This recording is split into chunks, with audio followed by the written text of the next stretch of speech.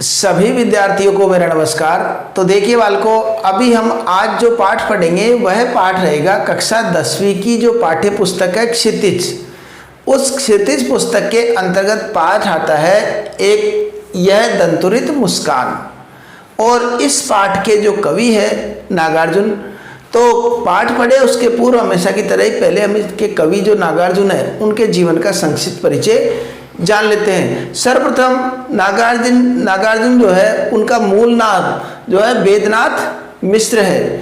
और इसके अलावा नागार्जुन घुमक्कड़ी प्रवृत्ति के थे। और घुमक्कड़ी आप जानते हो जैसे भ्रमण करने का ही इनका अधिकतर काम रहता था, तीर्थाटन करना, घूमना, ये काम इनका रहता था। इस कारण से अधिकांशतः घर से बाहर रहते थे। ऐसे कवि का जन्म सन 1911 ईस्वी में बिहार में हुआ। और घुमक्कड़ी और अक्खड़ स्वभाव का मतलब इस प्रकार का कि जैसे घूमना फिरना, जैसे कोई परवाह किसी की न रहना, इस प्रकार के स्वभाव से रहते थे। और इनका निधन सन 1998 ईस्वी में हुआ। इसके अलावा इनकी रचनाओं पर दृष्टि डाले तो रचनाओं में इनकी युगधारा, सतरंगे पंखों वाली, तुमने कहा था, हजार हजार बाहों वाली, ये भी एक रचना है इनकी। और एक रचना है आखिर ऐसा क्या कह दिया मैंने, आखिर ऐसा क्या कह दिया मैंने, ये भी एक रचना है। अब इतनी रचनाएं लिखी है तो कई पुरस्कारों से सम्मानित भी किया गया। और उन्हीं पुरस्कारों में से जो प्रमुख पुरस्कार है वह पुरस्कार है भारत भारती सम्मान, जो कि और साहित्य क्षेत्र में दिया जाता है। और इसके अलावा साहित्य अकादमी का पुरस्कार भी इनको प्राप्त हुआ। और राजेंद्र प्रसाद जो सम्मान है उनसे भी इनको नवाजा गया। तो आइए अब हम पाठ प्रारंभ करते हैं। तो देखिए बालकों, इसमें जो मुख्य बात हमको ध्यान देनी है वह देनी है दंतुरित मुस्कान। इससे क्या तात्पर्य है? देखो, दंतुरित मुस्कान का मतलब बिल्कुल निसंकोच होकर के और खुल करके जो हंसा जाए वो होती है दंतुरित मुस्कान। अब एक बालक की जो मुस्कान होती है वह निश्चल, 3-4 शब्द आपको ध्यान रखने पड़ेंगे। निश्चल और निश्चल, निष्कपट और निस्वार्थ, इस तरह की एक बालक की मुस्कान होती है। क्योंकि बालक कई बार देखे होंगे, बड़े व्यक्ति तो कई बार दूसरों को खुश करने के लिए भी हंस जाते हैं, मुस्कुरा देते हैं। और कभी यूं ही चापलूसी हंसी, इस प्रकार कई प्रकार की हंसी होती है और उस प्रकार वो मुस्कुरा देते हैं। लेकिन बालक क्या है, उसकी मुस्कान में कहीं पर भी बनावटीपन, दिखावटीपन ये कहीं पर भी परिलक्षित नहीं होता है। उसकी मुस्कान निश्चल, निष्कपट और निस्वार्थ भाव से परिपूर्ण रहती है। तो ये बात हमको मुख्य रूप से इस पाठ की ध्यान रखनी है। और ये बात हमको हर उत्तर में कहीं न कहीं काम आने वाली है। इसलिए पुनः सुन लीजिए कि एक बालक की जो मुस्कान है वो बिल्कुल बनावटीपन उसके अंदर नहीं रहता है। निश्चल, निस्वार्थ और निष्कपट उसकी मुस्कान होती है और उसमें कहीं भी दिखावटीपन नहीं रहता है। तो कवि क्या कहते हैं, कई दिनों के बाद में अपने घर पर आए तो वह जब बालक को देखते हैं तो उस बालक को देख करके क्या प्रतिक्रिया व्यक्त करते हैं उसको इसमें बताया गया। तुम्हारी ये दंतुरित मुस्कान, कवि कहते हैं कि हे बेटे, हे पुत्र, तुम्हारी ये दंतुरित मुस्कान अर्थात तुम्हारी ये जो निष्कपट, निश्चल और निस्वार्थ भरी जो मुस्कान है, ये इस मुस्कान को देख करके मृतक में भी डाल देगी जान। निश्चित रूप से जो निराश, मृतक से तात्पर्य यहाँ पर निराश, हताश, ऐसे व्यक्ति, क्योंकि निराश और हताश व्यक्ति भी एक मरे हुए के समान ही होता है, तो ऐसे व्यक्ति के अंदर भी जान डाल देगी अर्थात उसके अंदर आशा का संचार कर देगी। तो कौन सी? तुम्हारी ये दंतुरित मुस्कान की, हे पुत्र, तुम्हारी ये दंतुरित मुस्कान निश्चित रूप से एक निराश और हताश व्यक्ति के हृदय में भी आशा का संचार कर देगी। धूली धूसर तुम्हारे ये गात, गात का मतलब हो गया शरीर, गात का मतलब क्या हो गया? शरीर। तो धूल से सना हुआ, धूली धूसर का मतलब धूल से सना हुआ तुम्हारा ये शरीर, धूल से सना हुआ तुम्हारा ये शरीर, छोड़कर तालाब मेरी झोपड़ी में खिल रहे जलजात। और इस शरीर को देखने के बाद में, धूल से युक्त इस शरीर को देखने के बाद में ऐसा लगता है जैसे कि कोई जलजात का मतलब कमल, जैसे कि कोई कमल तालाब को छोड़ करके मेरी झोपड़ी में खिल गया हो। ऐसा सुंदर दृश्य, इतने सुंदर रूप तुम्हारा है। इस प्रकार कवि कहते हैं, परस पाकर तुम्हारा ही प्राण।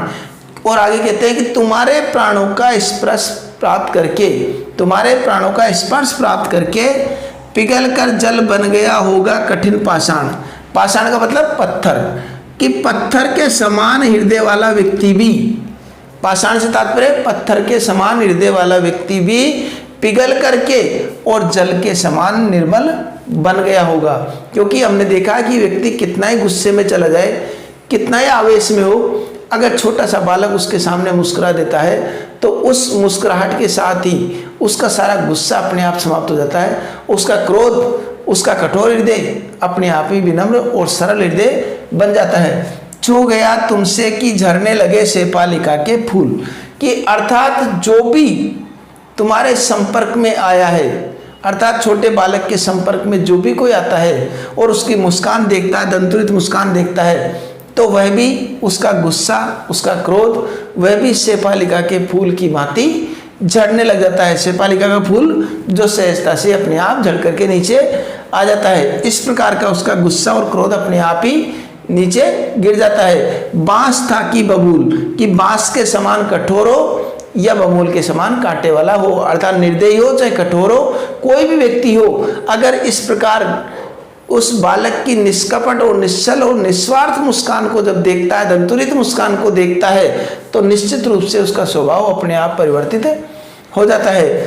तुम मुझे पाए नहीं पहचान, तो ऐसा लगता है कि हे पुत्र, तुम्हारे हाव भाव, तुम जिस प्रकार मुझे देख रहे हो, उन सबको देख करके ऐसा लगता है कि शायद तुम मुझे पहचान नहीं पाए हो, शायद तुम मुझे जानते नहीं हो। क्योंकि कवि क्या है, जब आए तो उन्होंने पहली बार अपने पुत्र को देखा और पुत्र ने भी पिता को पहली बार देखा, इसलिए पहचानने में जब बालक के सामने कोई भी व्यक्ति आता है, अनजान व्यक्ति आता है, तो उसको एकटक देखता रहता है, कौन है, क्या है, मन में विचार सोचता रहता है बालक, तो देखते ही रहोगे अनिमेष।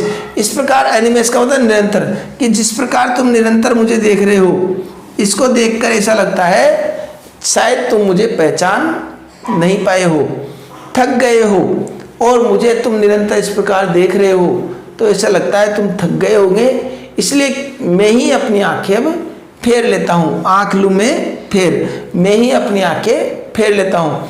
क्या हुआ यदि हो सके परिचित ने पहली बार। अरे इसमें कौन से आश्चर्य की बात है, अगर हम पहली बार परिचित नहीं हो सके, अर्थात पहली बार ही तुमको मिले हैं और तुम मुझे पहचान नहीं पाया, तो इसमें कोई बड़ी बात नहीं है। यदि तुम्हारी माँ न माध्यम बनी होती आज, तो क्योंकि आज अगर तुम्हारी माँ माध्यम नहीं बनी होती, अर्थात उसकी माँ की गोद में वो था, और माँ की गोद में होने के कारण लेखक ने, जब कवि ने देखा कि वह उसकी पत्नी की गोद में है, तो उसको भी ये विश्वास था कि मेरा बेटा ही है। अगर वह कहीं बाहर घूमता रहता, खेलता रहता, तो शायद लेखक भी उसको नहीं पहचान पाता। इसलिए लेखक कवि कहते हैं कि मैं भी तुम्हें नहीं पहचानता, अगर तुम्हारी माँ माध्यम नहीं बनी होती तो शायद मैं भी तुम्हें नहीं पहचानता, इसलिए तुम मुझे नहीं पहचान पा रहे हो तो कोई बड़ी बात नहीं है। मैं न सकता देख न पाता जान, तो मैं भी तुमको देख नहीं पाता और न जान पाता अगर तुम्हारी माँ माध्यम नहीं बनी होती। यह तुम्हारी दंतुरित मुस्कान, तुम्हारी ये दंतुरित मुस्कान देखने का मुझे सौभाग्य भी प्राप्त नहीं होता है। तो क्योंकि जब अगर माँ तुम्हारी माध्यम नहीं बनी होती तो मैं भी तुम्हारी इस दंतुरित मुस्कान को देखने का सौभाग्य मुझे भी प्राप्त नहीं होता है। अब यहाँ पर देखिए आगे क्या कहते हैं, आगे कहते हैं कि धन्य तुम, कि हे पुत्र तुम धन्य हो, तुम धन्य हो, माँ भी तुम्हारी धन्य और तुम्हारी माँ भी धन्य है। चिर प्रवासी में इतर में अन्य, और लंबे समय से, लंबे चिर का मतलब लंबे समय तक, प्रवासी बाहर रहने वाले जो व्यक्ति अधिकांश जो बाहर रहते हैं उन लोगों को प्रवासी कहा जाता है। तो कहते हैं कि मैं अधिकतर लंबे समय तक बाहर रहने वाला, मैं इतर में अन्य, और मैं एक अन्य की भांति हूँ। कभी कभी आता हूँ घर पर और 2-4 दिन रुकने के बाद में फिर वापस चला जाता हूँ, तो एक प्रवासी की भांति आता हूँ और चला जाता हूँ, इसलिए मैं तो अन्य की भांति रहा हो। इस अतिथि से, अतिथि बोलते हैं जो बिना तिथि के ही आ जाए, मेहमान। अब जो लेखक हमेशा अधिकांशतः बाहर रहते थे कवि, और कभी कभी अपने घर पर आते थे तो घर पर आने पर ऐसा लगता था जैसे अतिथि की भांति आए हो। तो इस अतिथि से हे प्रिय तुम्हारा क्या रहा संपर्क? हे प्रिय पुत्र, तुम्हारा इस अतिथि से कभी संपर्क भी नहीं रहा है। उंगलियां माँ की कराती रही मधुपर्क, और हमेशा ही माँ की उंगलियां ही तुम्हें मधुपर्क का मतलब पंचामृत का पान कराती आई है। तुम्हारी माँ की उंगलियां ही तुम्हें हमेशा पंचामृत का पान कराया उसने ही हमेशा, इसलिए मेरे से तो कोई ज़्यादा संपर्क रहा नहीं तुम्हारा, इसलिए तुम मुझे पहचान जाते। तो निश्चित रूप से मैं अन्य की भांति हूँ। देखते हो तुम इधर कनकी मार, और जिस प्रकार तुम मुझे कटाक्ष भरी दृष्टि से बार बार देखते हो, इधर मेरी तरफ कनकी से तिरछी नजरों से देखते हो, क्योंकि बालक क्या है, वो जिधर व्यक्ति घूमता है उधर की तरफ भी वो आंखों को ही घुमा करके वो देखता है। तो जिस प्रकार तुम कनकी मार करके मुझे देख रहे हो, और होती जबकि आंखें चार, तो ऐसा लगता है कि काश तुम्हारे चार आंखें होती। चार आंखें से तात्पर्य कि पीछे अगर कोई दिखता है तो पीछे की आंखों से देख ले, बगल में कोई देखे तो बगल की आंखों से देख ले। इस प्रकार ये अपनी कनखियों से देखने की आवश्यकता भी नहीं पड़ती। तुम्हारी ये दंतुरित मुस्कान मुझे लगती है बड़ी छविमान। तो हे पुत्र, तुम्हारी ये दंतुरित मुस्कान निश्चित रूप से मुझे बहुत ही सुंदर लगती है। कहने का तात्पर्य क्या है पाठ का? पाठ का तात्पर्य यह है कि कोई भी बालक जब मुस्कुराता है तो उसकी मुस्कुराहट में, उसकी मुस्कान में जो निश्चलता, निष्कपटता और निस्वार्थपन झलकता है, वो निश्चित रूप से ही हर व्यक्ति को काफ़ी प्रभावित करता है। और वह मुख भी, उस चेहरे का, उस बालक का मुख, मुस्कुराता हुआ मुख बेहद ही सुंदर और अच्छा दिखाई देता है, बहुत सुंदर वो दिखाई देता है। आपने भी देखा होगा कि बालक अगर रोता ही रहता है तो बालक रोता हुआ भी अच्छा नहीं लगता है, और मुस्कुराता हुआ रहता है तो हर कोई उसको गोद में उठा करके खिलाने के लिए उत्सुक रहता है, प्रसन्न हो जाता है। उसके पास कितना समय निकल जाता है उसके पास उसको पता भी नहीं चलता, और ऐसा लगता है जैसे उसकी सारी दुख, चिंताएं और बाधाएं और सारे पीड़ाएं वो सब उस बालक की मुस्कुराहट को देख करके और अपने आप ही समाप्त हो जाती है। इस प्रकार का प्रभाव उस बालक की मुस्कान का पड़ता है। तो यहाँ पर प्रश्न बन जाए कि बालक की दंतुरित मुस्कान का क्या क्या प्रभाव देखने को मिलता है। ये तो प्रश्न बन ही गया, इसका उत्तर भी आ गया कि कोई भी जो बांस या बबूल के समान कठोर या निर्दय स्वभाव वाला व्यक्ति भी उसकी मुस्कान को देख करके पिघल जाता है, उसके स्वभाव में परिवर्तन हो जाता है। लेखक को देखकर बालक ने क्या प्रतिक्रिया व्यक्त की? बालक उसको एकटक नज़रों से देखता रहा, पहचानने की कोशिश करता रहा, इस प्रकार की प्रतिक्रिया उसने व्यक्त की है।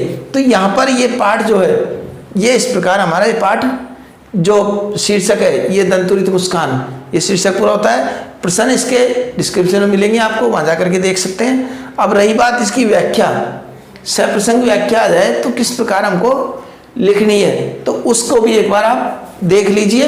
तो सप्रसंग व्याख्या के लिए मैं यहाँ पर लिख देता हूँ, सप्रसंग व्याख्या हमको किस प्रकार करनी है। तो सप्रसंग व्याख्या के लिए हमको पहले शुरुआत में हमको प्रसंग लिखना होगा, प्रसंग, फिर वही हमेशा की तरह प्रस्तुत, पद्यांश,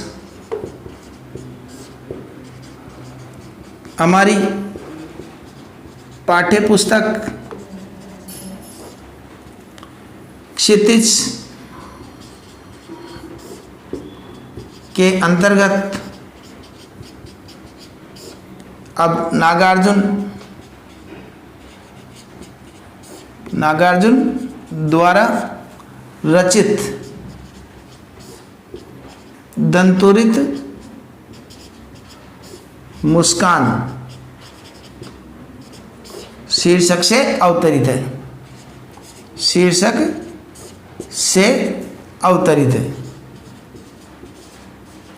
ठीक है, इसमें कवि ने बालक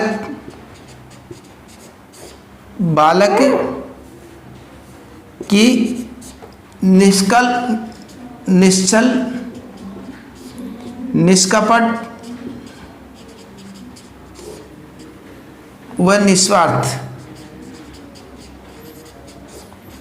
मुस्कान के प्रभाव को स्पष्ट किया है, प्रभाव को स्पष्ट किया है। ठीक है, ये इसकी अब प्रसंग लिख देंगे, व्याख्या भी बताई उस प्रकार हम लिख ही देंगे। अब रही बात विशेष की, तो विशेष में इधर लिख देता हूँ इसका विशेष हमको क्या लिखना है। तो विशेष के अंतर्गत जैसे एक तो खड़ी बोली हिंदी, खड़ी बोली हिंदी का प्रयोग, ठीक है। दूसरा तत्सम तद्भव शब्दावली का प्रयोग। तीसरे में हम लिख सकते हैं यहाँ पर जो है अनुप्रास अलंकार, एक ही वर्ण की अगर बार बार आवृत्ति दिखे तो अनुप्रास अलंकार होता है। चौथा हम छंद मुक्त रचना ही है, जिसको मुक्तक छंद भी बोल देते हैं, छंद मुक्त रचना, ठीक है। तो इस प्रकार हम इसका विशेष भी लिख देंगे। और इसके साथ ही ये जो भाग है हमारा दंतुरित मुस्कान जो कविता है, ये हमारी पूर्ण होती है। और इसी पाठ में एक कविता और है जिसका अध्ययन हम अगले भाग में करेंगे। तो वह अगला भाग आपको समय पर प्राप्त हो जाए, इसके लिए आप चैनल को सब्सक्राइब कर लीजिए। मिलते हैं अगले भाग में, तब तक के लिए धन्यवाद।